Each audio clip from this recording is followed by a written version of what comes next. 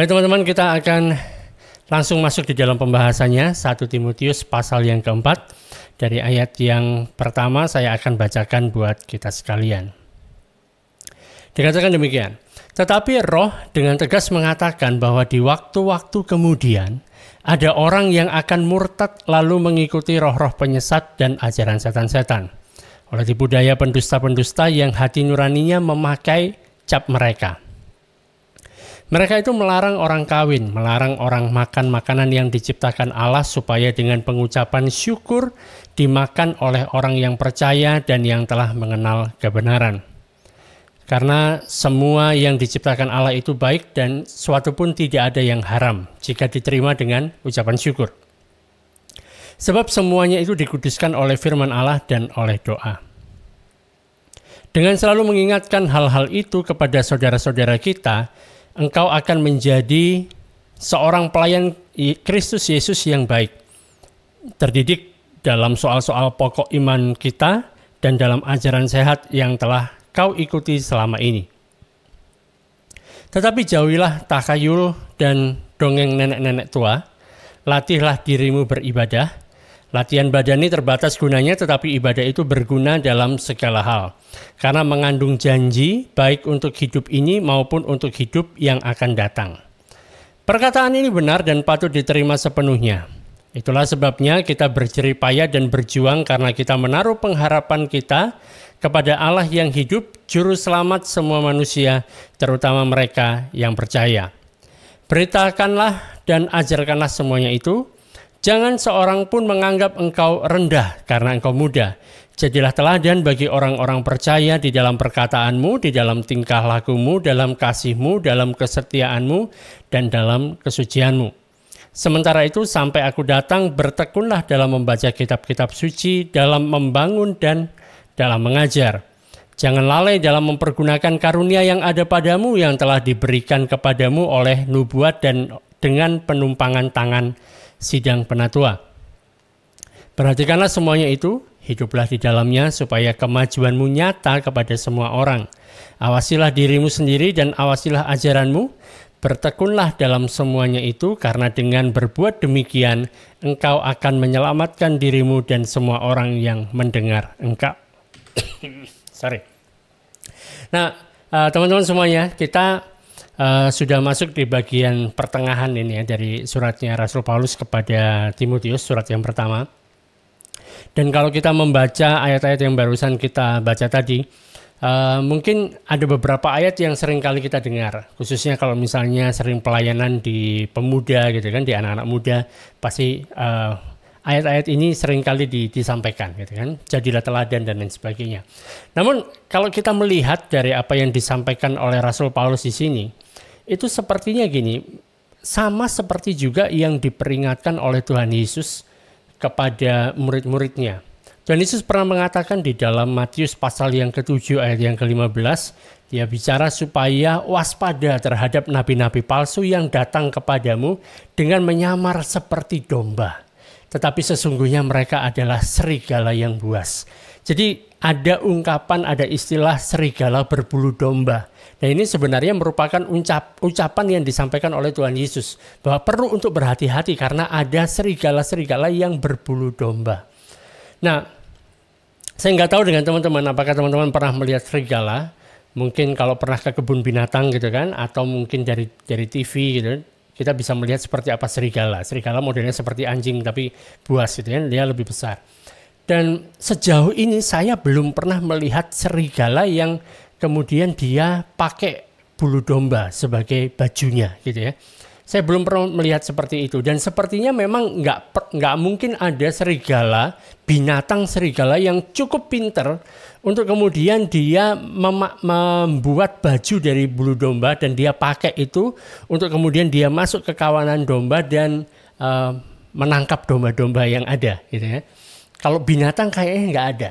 Jadi yang dimaksudkan di sini saat bicara tentang serigala berbulu domba ini, itu bicara tentang suatu hal yang metafora, suatu hal yang perumpamaan, pengandaian, sesuatu hal yang memang nggak mungkin terjadi di dalam dunia nyata, di dalam dunia perbinatangan gitu ya.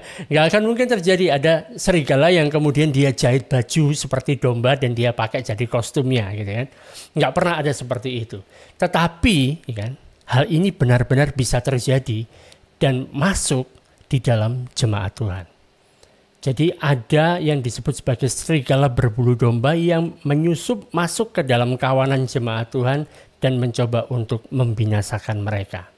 Jadi menurut Tuhan Yesus dan juga menurut Paulus, serigala ini bicara tentang orang yang memang dia sengaja untuk menyusup masuk ke dalam jemaat dengan membawa satu pengajaran yang sesat. Karena dikatakan tadi waspadalah terhadap guru-guru palsu, pengajar-pengajar palsu. Dan yang jadi permasalahan adalah pada saat guru-guru palsu ini, pengajar-pengajar palsu ini datang, dia itu kelihatannya seperti domba.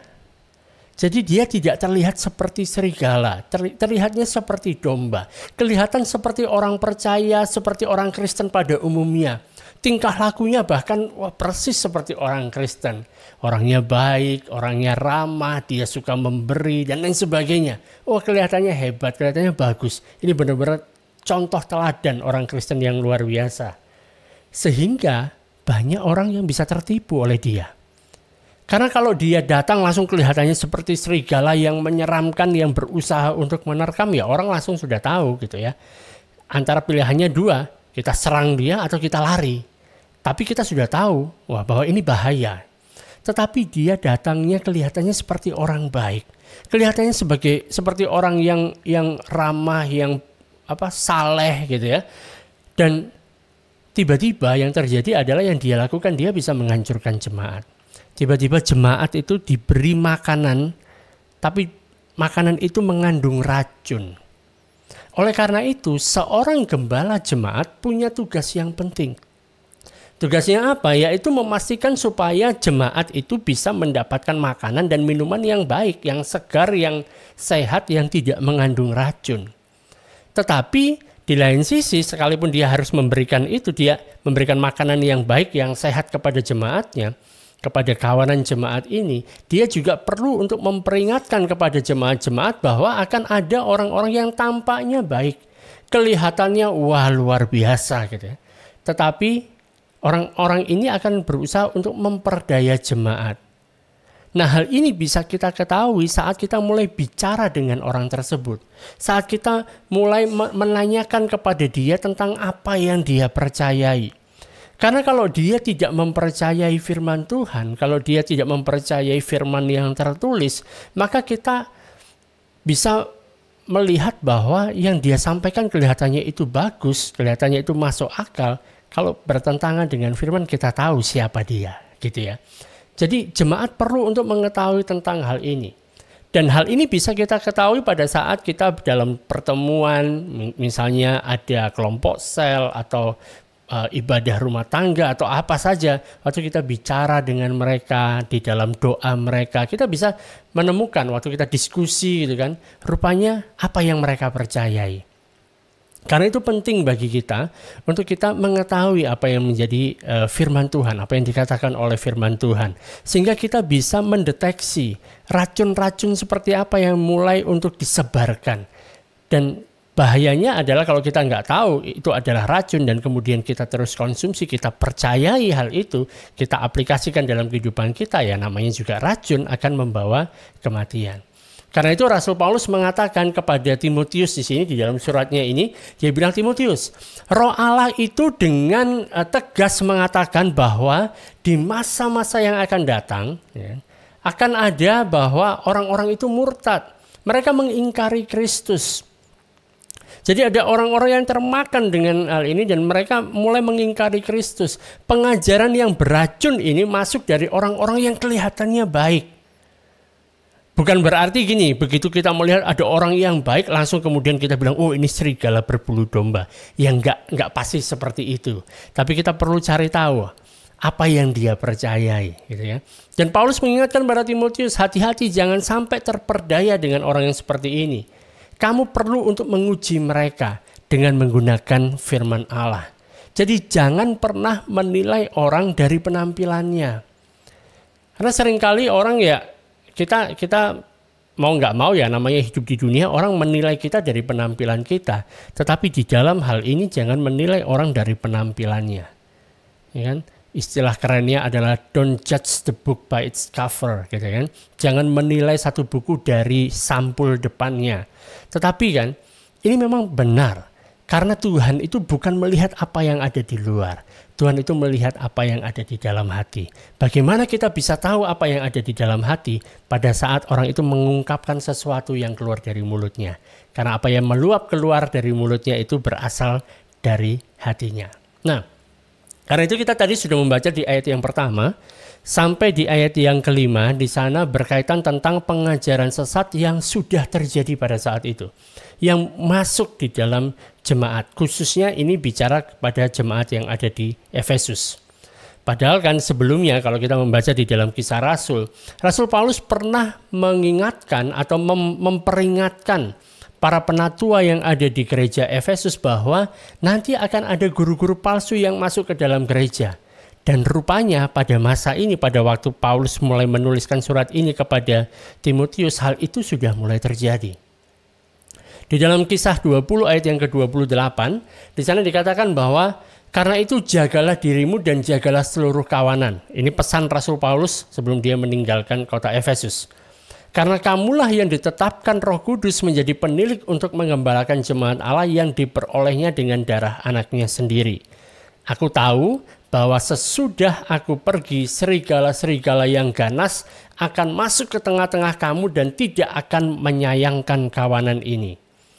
Bahkan dari antara kamu sendiri akan muncul beberapa orang yang dengan ajaran palsu berusaha menarik murid-murid dari jalan yang benar dan supaya mengikut mereka.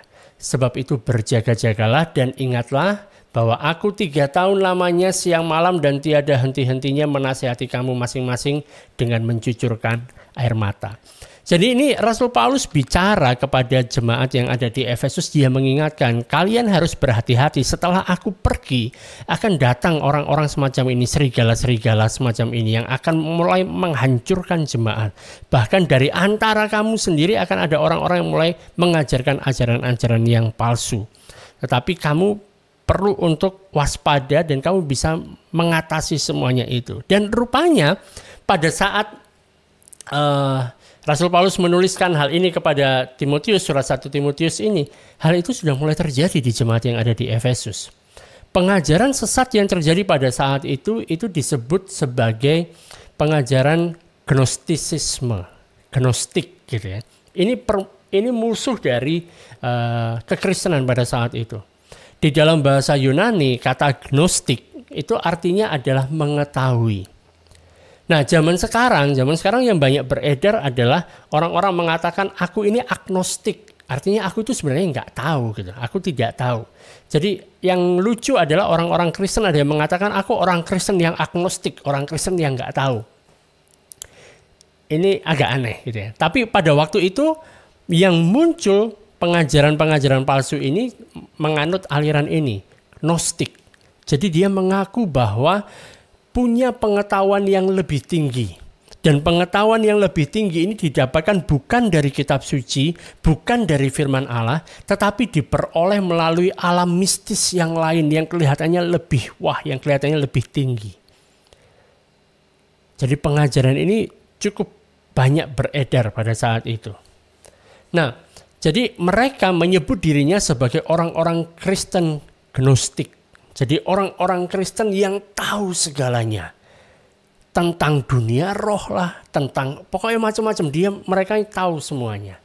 Nah, secara sederhananya pengajaran yang mereka sampaikan itu adalah mengatakan bahwa yang jasmani itu terpisah dari yang rohani.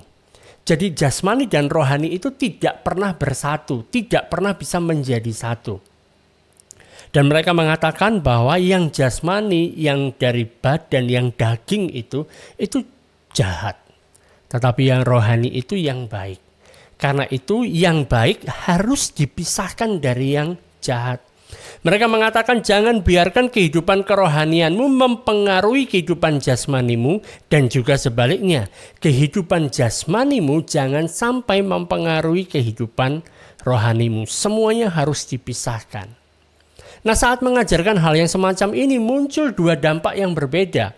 Ada dua hal yang bisa terjadi gara-gara pengajaran ini.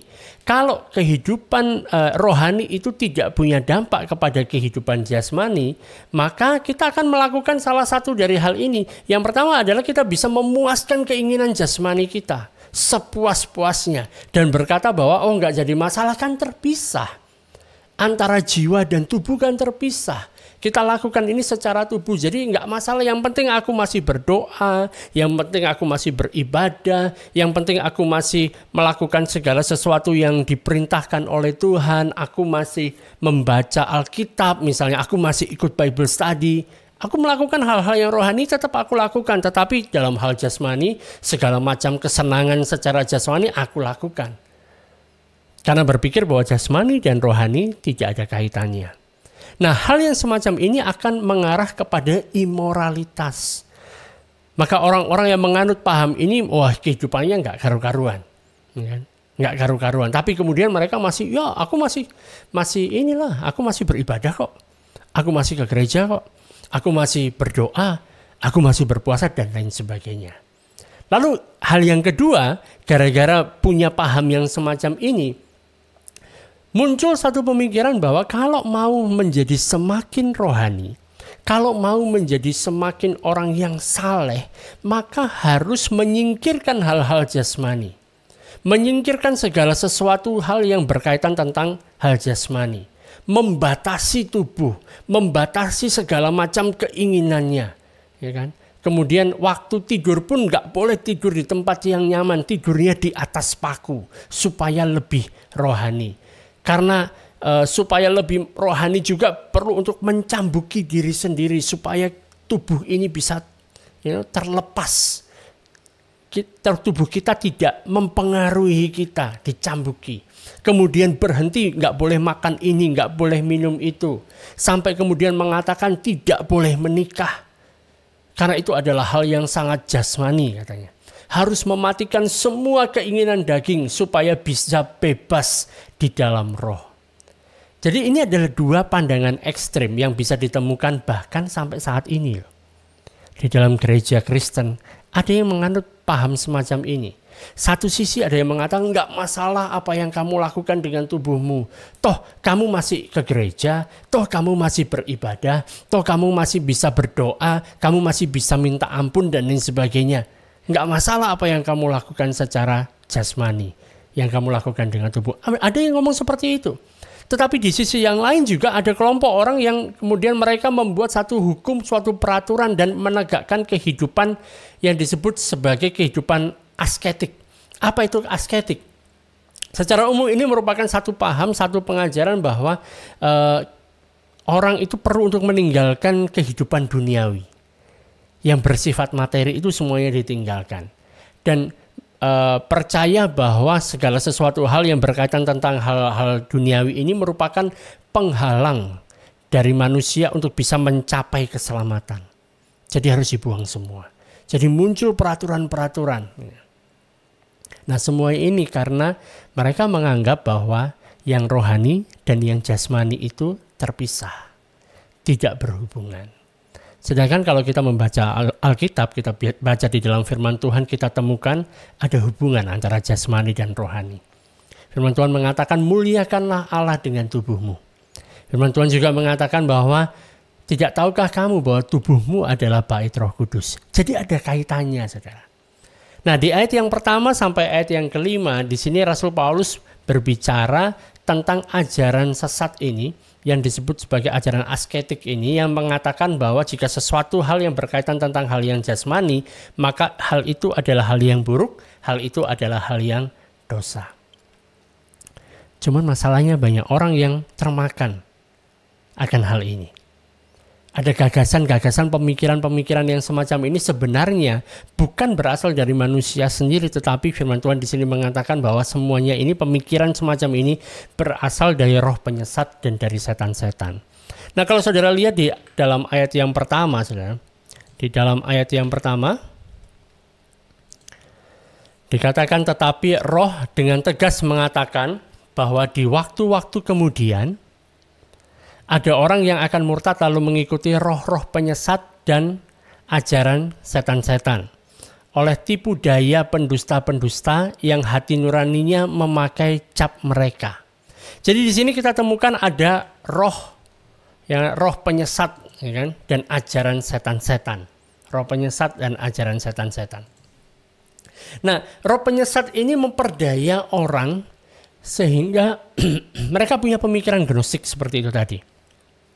Lalu yang menarik di sini adalah hati nurani mereka memakai cap, ya, dicap. Jadi orang-orang yang mulai percaya tentang hal ini, hati nuraninya itu dicap. Nah, pada waktu itu kata cap itu bukan seperti stempel yang kita punya.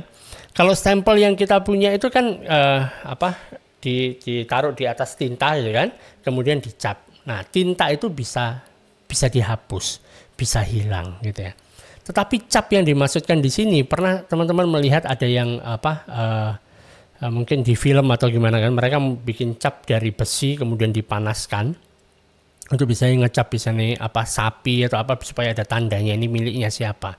Jadi capnya seperti itu, dipanaskan dan itu dicus gitu kan, jadi terbakar dan itu tidak bisa hilang dan itu dibakarkan, dicapkan di hati nurani sehingga syaraf-syaraf yang ada gitu kan, kita bayangkan hati nurani kita misalnya kelihatan ada satu bendanya kemudian dicap gitu kan, maka yang kena cap itu jadi terbakar sehingga syaraf-syarafnya sudah nggak bisa berfungsi lagi, syarafnya menjadi mati sehingga hati nurani orang-orang yang semacam ini nggak berfungsi lagi di dalam hal-hal yang berkaitan tentang hal ini, sehingga mereka bisa memisahkan antara yang jasmani dan yang rohani. Mereka kemudian mulai menyangkali panca indera mereka. Sehingga yang terjadi di ayat yang ketiga dikatakan mereka itu melarang orang untuk kawin. Melarang orang untuk menikah gitu maksudnya. Jadi ada gagasan gini loh. Di dalam dunia peragamaan gitu ya. Ada gagasan bahwa hidup selibat atau hidup tidak menikah itu lebih rohani dibandingkan hidup orang yang menikah. Ada orang punya pandangan seperti itu. Kalau kamu sampai punya kemampuan untuk kamu tidak menikah, wah kamu lebih rohani. Apalagi kamu hidup untuk Tuhan, itu lebih rohani gitu. Nah, Paulus sendiri pernah memang mengatakan bahwa lebih baik tidak menikah. Tetapi itu bukan karena alasan bahwa jasmani dan rohani terpisah dan kalau kamu menikah itu adalah hal yang dosa. Kalau kamu kawin itu hal yang dosa, bukan itu gitu. Alasannya yang lain gitu loh. Karena ada hal-hal yang tertentu di dalam pelayanan di mana akan lebih efektif kalau misalnya kamu tidak menikah gitu. Misalnya kamu harus melakukan pelayanan di sana di sini dan sebagainya dan kemudian kalau misalnya kamu menikah, begitu ketemu sama istrimu ditanya, "Kamu dari mana?" "Sama siapa?" "Melakukan apa?" Nah, itu kan repot gitu loh. Jadi ada hal-hal semacam itu. Paulus ngomong seperti itu, tapi yang dimaksudkan di sini adalah mengatakan bahwa hubungan suami istri itu merupakan suatu hal yang dosa. Karena itu kamu harus meninggalkan semuanya itu. Ya. Dan kalau mereka memang melakukan hal yang semacam itu, artinya mereka sudah nggak sesuai lagi dengan firman Tuhan.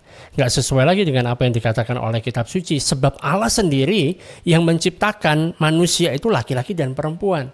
Dan dia setelah menciptakan laki-laki dan perempuan itu, dia sendiri melihat, Allah sendiri melihat bahwa semua yang dia ciptakan itu sungguh amat baik. Jadi kalau mengatakan bahwa hubungan antara suami dengan istri itu merupakan suatu hal yang dosa, ya ini bertentangan dengan firman Tuhan. Dan itu diteruskan. Kemudian ada orang-orang yang melarang untuk makan ini, makan itu. Ya. Misalnya kalau misalnya kamu adalah orang Kristen, maka kamu harus jadi orang Kristen yang vegetarian. Jangan melukai, jangan menyakiti hewan-hewan. Karena mereka itu ciptaan Tuhan misalnya, ya kan? Orang-orang yang mengatakan seperti ini juga menyangkali apa yang dikatakan oleh firman Tuhan, oleh kitab suci. Sebab Allah sendiri mengatakan dan tertulis di dalam kitab suci supaya manusia bisa makan daging gitu loh. Bahkan Tuhan Yesus sendiri makan gitu loh. Jadi kalau saya nggak tahu dengan saudara, kalau saya yang ikut Tuhan Yesus gitu ya, kalau Tuhan Yesus makan. Nah, tapi di sini muncul yang semacam itu, saudara. Ya, yang ketiga, mereka itu melarang orang kawin, melarang orang makan makanan yang diciptakan Allah supaya dengan pengucapan syukur dimakan oleh orang yang percaya dan yang telah mengenal kebenaran. Jadi berkaitan tentang makanan dan minuman, permasalahannya itu bukan apa makanannya, apa minumannya. Yang jadi permasalahan kan, kenapa kita harusnya kita makan atau tidak makan, itu berkaitan dengan orang lain sebenarnya. Ini yang diajarkan dalam firman Tuhan.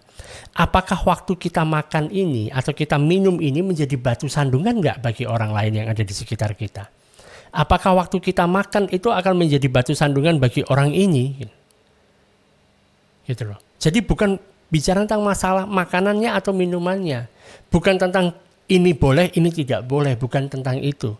Kita memilih untuk aku tidak makan ini, karena kalau aku makan ini, nanti jadi batu sandungan buat orang itu. Karena orang itu belum mengerti. Gitu loh. Toh Rasul Paulus juga mengatakan bahwa kalau aku makan ya aku nggak untung apa-apa, nggak makan juga aku nggak rugi apa-apa gitu loh. Jadi dalam hal ini bukan ini nggak boleh, ini boleh dan sebagainya. Nah kemudian dilanjut di ayat yang keempat dikatakan di sana, karena semua yang diciptakan Allah itu baik dan suatu pun tidak ada yang haram jika diterima dengan ucapan syukur. Sebab semuanya itu dikuduskan oleh firman Allah dan oleh doa. Nah ini hal yang penting saudara. Jadi kita perlu menyadari tentang hal ini, bahwa perihal tentang makanan, waktu kita mendapatkan makanan, ya kan? Kita mendapatkan makanan, kita mengucap syukur kepada Allah. Dan ini kita dapatkan berasal dari Allah gitu. Jadi bukan permasalahan, karena sekarang kalau aku nggak makan ini maka aku akan menjadi lebih rohani. Maka aku menjadi orang yang jauh lebih dekat dengan Allah. Ya bukan gara-gara itu. Tapi aku memilih, sekalipun aku bebas untuk bisa makan ini, aku bisa makan itu, aku bisa minum ini atau bisa minum itu. Tapi demi satu orang itu, demi saudaraku ini, aku nggak akan makan. Nggak jadi masalah. Nah, itu yang dimaksudkan di sini. Kemudian di ayat yang ke-6 sampai ayat yang ke-10 kita temukan di sini Rasul Paulus bicara dengan gini, dia punya latar belakang karena ini adalah di daerahnya orang Yunani. Orang-orang Yunani itu punya latar belakang berkaitan tentang olahraga yang begitu kuat, ya kan? Mereka sangat tertarik sekali dengan olahraga secara fisik. Makanya kita temukan ada berbagai macam pertandingan olahraga di sana, bahkan olimpiade itu dimulai dari sana. Dan kalau kita melihat gitu kan, banyak kota-kota Yunani itu di sana ditemukan stadion-stadion untuk olahraga, untuk pertandingan olahraga. Dan mereka sangat memuja tentang kesehatan tubuh. Mereka juga memuja tentang kecantikan. Buktinya kalau kita melihat karya-karya seni Yunani kan selalu menunjukkan tentang postur-postur tubuh yang sempurna menurut mereka. Nah, menggunakan hal tersebut sebagai latar belakang, Paulus mengatakan kepada Timotius bahwa sama seperti orang lagi latihan untuk mau olahraga, kamu juga perlu untuk latihan dalam kerohanianmu. Kamu perlu melakukan fitness rohani. Jadi fitness tidak hanya secara jasmani saja yang ngangkati beban gitu kan. Orang mengatakan udah tahu berat kok ya diangkat-angkat gitu. Tetapi ada tujuannya gitu. Ada fitness secara rohani dan ada 3 tahapan berkaitan tentang hal ini. Tahapan yang pertama adalah berkaitan tentang pengajaran. Setelah pengajaran ada yang namanya pelatihan. Setelah itu ada jerih payah, ada perjuangan yang harus dilakukan. Jadi 3 tahapan ini ada di dalam kehidupan orang percaya. Pengajaran bicara tentang mendapatkan pengajaran hal-hal yang benar. Duduk mendengarkan, mau duduk, mau berbaring, mau berdiri, terserah ya. Yang penting mendengarkan pengajaran yang benar. Setelah mendapatkan pengajaran yang benar, kemudian dia belajar, berlatih untuk melakukan hal yang benar. Nah setelah itu, setelah berlatih, baru kemudian masuk di dalam medan tempur kita dalam kehidupan sehari-hari. Jadi yang pertama kan, saudara dan saya, kita semua perlu untuk mendengar pengajaran yang sehat.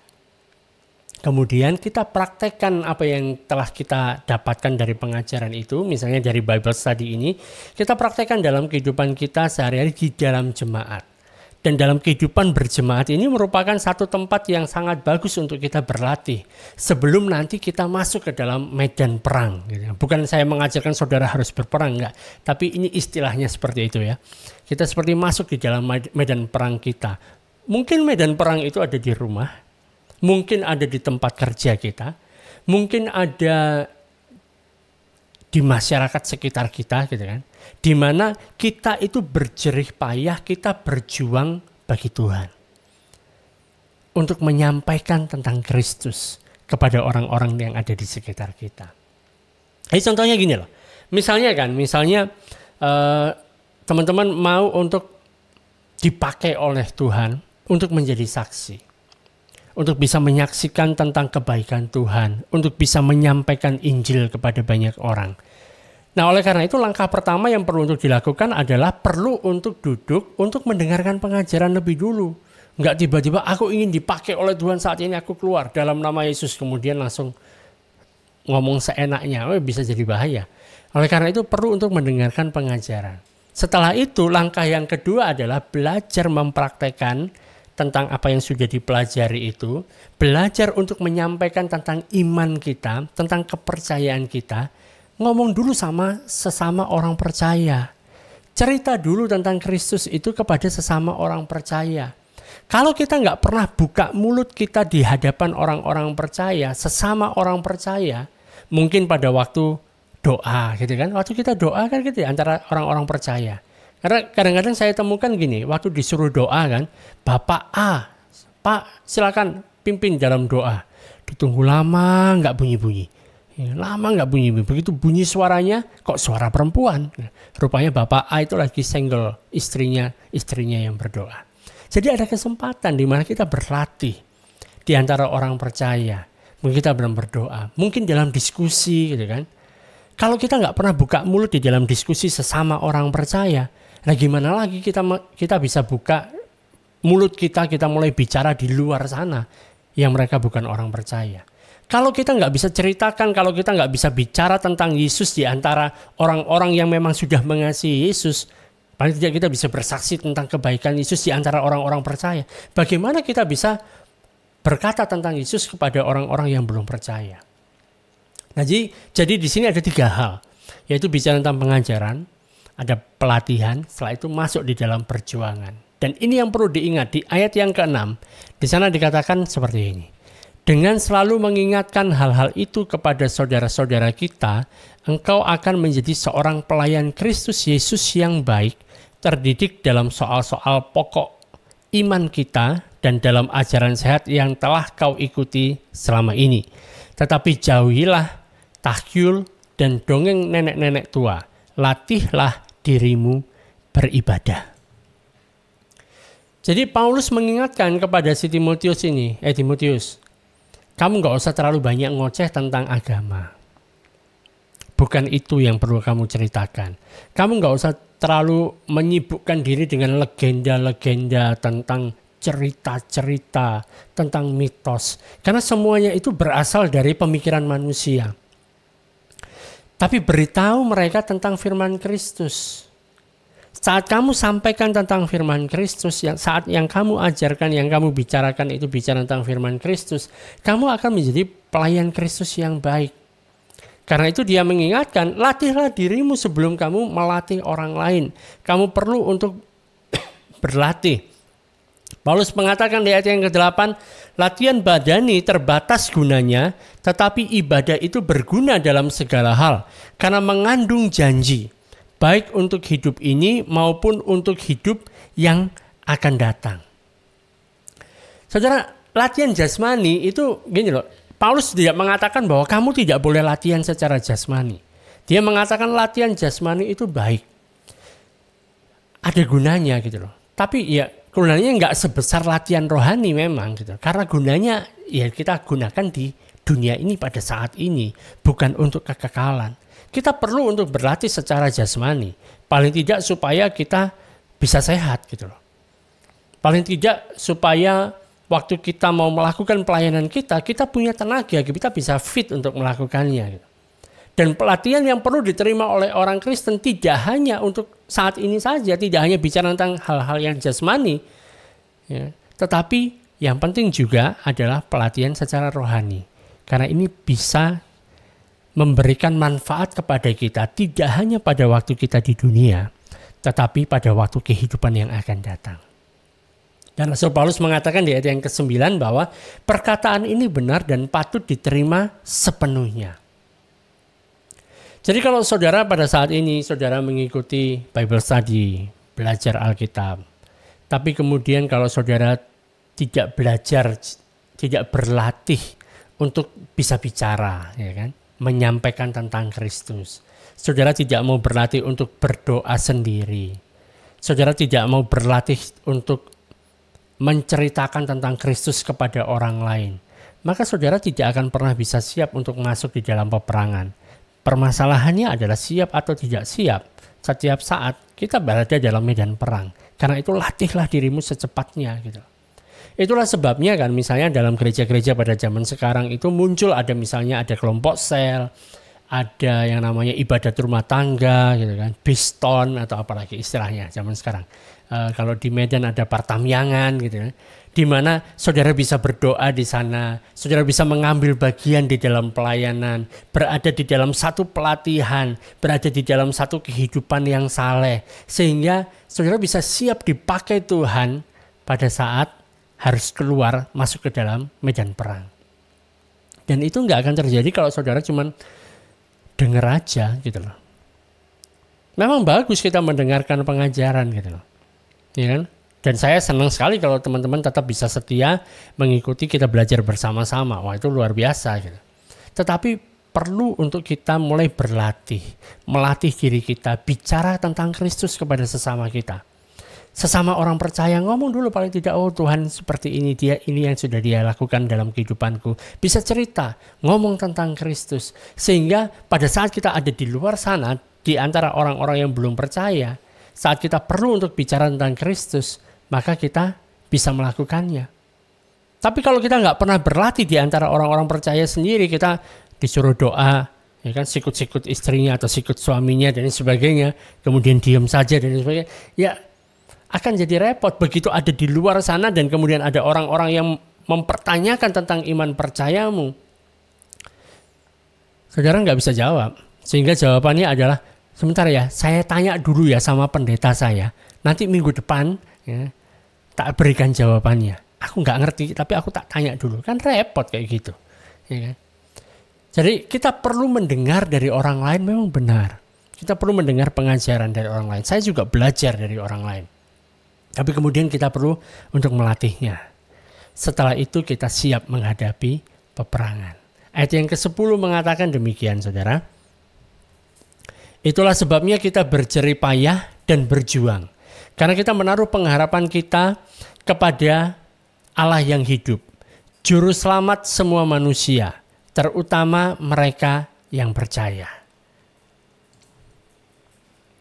Jadi saat dikatakan gini kan, kita menaruh pengharapan kita kepada Allah yang hidup, Juru Selamat semua manusia. Sebenarnya kita waktu ada di dunia ini kan, Allah itu memang menjadi juru selamat bagi semua manusia. Tapi kemudian saat dikatakan di sini terutama mereka yang percaya, ini artinya gimana sih sebenarnya? Apakah kita berada di dalam satu tempat di mana sebagai orang percaya kita lebih istimewa gitu? Nah, Allah menjaga agar setiap manusia itu bisa tetap hidup di muka bumi. Sehingga dia membatasi berbagai hal. Sehingga tetap akan ada manusia yang hidup. Tetapi bagi yang percaya, tidak hanya kehidupan di muka bumi. Tidak hanya berhenti di atas muka bumi ini. Karena suatu saat semua manusia akan meninggal gitu ya. Tapi ada kehidupan yang kekal. Nah, berikutnya di ayat yang ke-11 sampai ke ayat yang ke-16. Di sana menceritakan tentang bagaimana Timotius itu adalah seorang pelayan Tuhan gitu ya. Jadi ini ditujukan oleh Rasul Paulus kepada Timotius, kalau kamu itu Timotius, kamu adalah pelayan Tuhan. Ini juga bisa bicara kepada saya, bisa juga bicara kepada saudara yang adalah juga pelayan Tuhan. Karena itu kita perlu untuk memperhatikan. Dikatakan di sini di ayat yang ke-11, beritakanlah dan ajarkanlah semuanya itu. Jadi waktu dikatakan di sini beritakanlah dan ajarkanlah semuanya itu bicara bukan begini loh, asal aku ngomong, asal aku ngajar, enggak, tapi bicara tentang otoritas. Saudara dan saya, kita sebagai orang percaya, kita yang mau melayani Tuhan, Kita punya otoritas untuk memberitakan dan mengajarkan semua hal itu, apa yang sudah kita bahas di atas tadi. Tetapi yang penting juga, kita perlu untuk menjadi teladan bagi jemaat. Timotius itu, kita temukan gini, Timotius itu orangnya masih muda ya pada saat ini ya. Usianya paling tidak di bawah 40 tahun gitu ya. Masih muda. Bukan berarti yang setelah 40 tahun menjadi tua, enggak. Tapi ini pandangan orang-orang pada saat itu ya. Orang kita bisa usianya banyak tetapi berjiwa muda juga bisa. Nah, Timotius ini masih muda dan dia diberi tugas, dikasih tahu sama Rasul Paulus untuk bisa menjadi teladan dalam hal-hal yang seringkali tidak dimiliki oleh orang muda. Jadi dia harus punya sesuatu hal yang berbeda. Supaya apa? Dia bisa mengaplikasikan otoritas yang dia miliki. Dikatakan di ayat yang ke-12, jangan seorang pun menganggap engkau rendah karena engkau muda. Jadilah teladan bagi orang-orang percaya dalam perkataanmu, dalam tingkah lakumu, dalam kasihmu, dalam kesetiaanmu, dan dalam kesucianmu. Nah ini hal menarik, saudara. Di sana dikatakan bahwa jangan seorang pun menganggap engkau rendah karena engkau muda. Justru karena engkau masih muda ini kamu harus menjadi satu teladan. Jadi ini merupakan suatu hal yang plus. Karena orang-orang muda biasanya dalam tingkah lakunya itu masih belum bagus. Gitu. Masih belum tertata. Dalam kasih juga seperti itu. Dalam kesetiaan, dalam kesucianmu, dalam perkataan. Jadi ini hal-hal yang mungkin nggak dimiliki oleh orang-orang muda lainnya. Tapi Paulus mengatakan pada Timotius, kamu harus jadi teladan dalam hal-hal ini. Dalam perkataanmu, perkataan yang baik. Kamu bisa menyampaikan hal-hal yang baik. Dalam tingkah lakumu, dalam kasihmu, excellence dalam hal itu. Itu hal yang penting. Jadi ini bisa diaplikasikan kepada kita juga dalam kehidupan kita sehari-hari. Kita bisa menjadi teladan. Kita mulai untuk berlatih, kita mulai untuk menguasai diri kita sehingga perkataan kita, sikap kita, ya, nggak hanya sekedar kita bisa ngomong yang bagus, tetapi kita juga bisa mempraktekkan dalam kehidupan kita sehari-hari. Ayat yang ke-13, sementara itu sampai aku datang, bertekunlah dalam membaca kitab-kitab suci, dalam membangun, dan dalam mengajar. Jadi ini merupakan hal-hal yang penting lah ya. Kalau kita nggak membaca kitab suci, dari mana kita bisa mengetahui tentang firman Tuhan? Dari mana kita bisa mengetahui tentang kebenaran? Dari mana kita bisa menilai bahwa apa yang disampaikan oleh orang ini memang benar berasal dari Tuhan atau berasal dari hikmatnya sendiri atau yang lain? Makanya kita perlu untuk membaca kitab suci. Saudara mempunyai Alkitab dan Alkitab sekarang terdiri dari banyak sekali terjemahan dan bisa kita gunakan untuk keuntungan kita. Kita bisa membaca kitab suci. Dan di dalam membangun dan di dalam mengajar. Ini bicara tentang orang yang sudah masuk di dalam pelayanan. Jadi kalau saudara belum masuk ya mungkin belum sampai ke tahap itu, tapi mulailah dilatih gitu loh. Siapa tahu memang itu merupakan panggilan Tuhan dalam kehidupan saudara. Kemudian ayat yang ke-14, jangan lalai dalam mempergunakan karunia yang ada padamu, yang telah diberikan kepadamu oleh nubuat dan dengan penumpangan tangan sidang penatua. Nah ini juga hal yang penting saudara. Karena Tuhan memberikan karunia kepada kita. Mungkin kita nggak mengalami seperti yang dialami oleh Timotius, di mana ada satu kelompok penatua yang kemudian tumpang tangan gitu kan, memberikan meneguhkan karunia itu. Mungkin kita nggak terjadi, tapi kita tahu kita punya karunia masing-masing. Saya tidak tahu bahwa saya punya karunia untuk mengajar gitu kan, tapi kemudian saya perlu untuk mempergunakan karunia itu, tidak lalai gitu. Awalnya nggak ngerti, tapi kemudian dilatih, berusaha.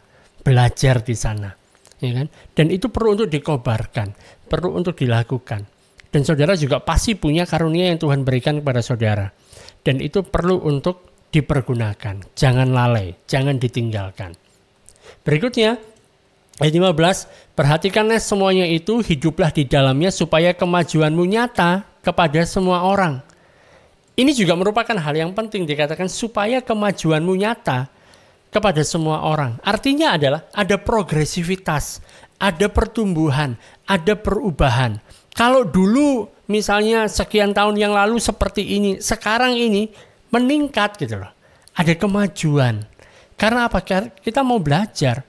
Karena kita mau untuk melatih diri kita.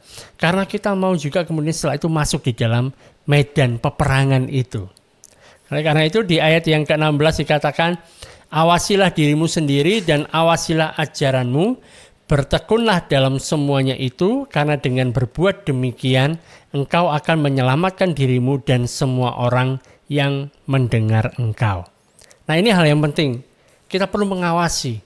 Misalnya seperti saya kan sekarang sudah mengajar seperti ini, setelah itu akan direview ulang. Diawasi, sebenarnya yang sudah saya sampaikan itu seperti apa, mana yang sudah tepat, mana yang perlu untuk dikoreksi lagi. Jadi kita mengawasi apa yang kita sampaikan, nggak asal gitu, nggak asal ngomong. Kita perlu untuk